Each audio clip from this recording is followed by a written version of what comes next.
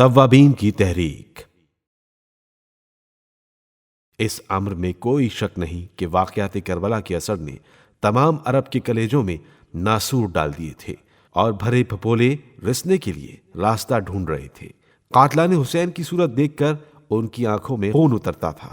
بنو امیہ کی سلطنت سے انتہائی بیزاری کے آثار نظر آ رہے تھے۔ کوفے کے وہ لوگ جو حضرت مسلم ابن عقیل کی بیعت سے منحرف ہو گئے تھے یا جو ابن زیاد کے کوفہ پہنچتے ہی گرفتار ہو گئے اور واقعہ کربلا کے بعد زندان سے رہا ہوئے، انہیں خیال آیا کہ ان تمام واقعات کے ذمہ دار ہم ہی ہیں۔ اگر ہم فرزند رسول کو خطوط نہ لکھتے تو آپ مکے سے ادھر آنے کا قصد ہرگز نہ فرماتے، مسلم ابن عقیل کو ہرگز کوفہ نہ بھیجتے۔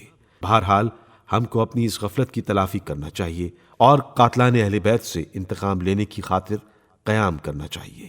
اس گروہ کے سردار 5 افراد تھے: سلیمان ابن سرد خزائی جو صحابی رسول تھے، عبداللہ ابن سعد ابن نفیل ازدی، مسیب ابن نجبہ جو حضرت علی علیہ السلام کے صحابہ میں سے تھے، رفاعہ ابن شداد جو بڑے متقی و پرہیزگار آدمی تھے، عبداللہ ابن وال تمیمی۔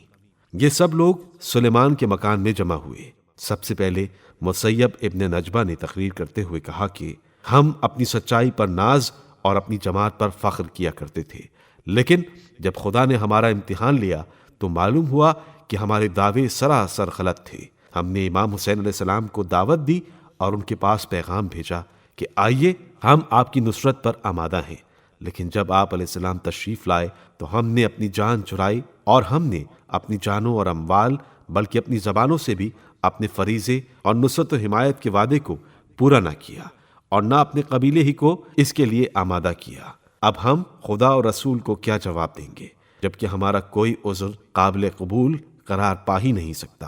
البتہ ایک صورت ہو سکتی ہے کہ قتل حسین میں کسی حیثیت سے بھی جس کسی نے بھی حصہ لیا ہے ان سب کو قتل کریں یا اس سلسلے میں خود اپنی جانوں سے گزر جائیں۔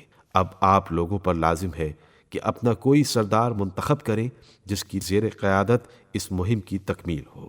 مسیب کی تقریر کے ختم ہوتے ہی رفاعہ ابن شداد کھڑے ہوئے اور انہوں نے مناسب الفاظ میں ان کی تائید کی اور کہا کہ اگر آپ پسند کریں تو آپ ہی کو اس مہم کی قیادت سپرد کی جائے، اور آپ کی رائے نہ ہو اور دوسرے حضرات بھی متفق ہو تو ہم اس ذمہ داری کو اپنی جماعت کے سب سے معمر فرد سلیمان ابن سرد کے سپرد کریں جو پیغمبر خدا کے صحابی ہیں اور جن کے کارنامے نصرت دین میں سبھی کو معلوم ہے۔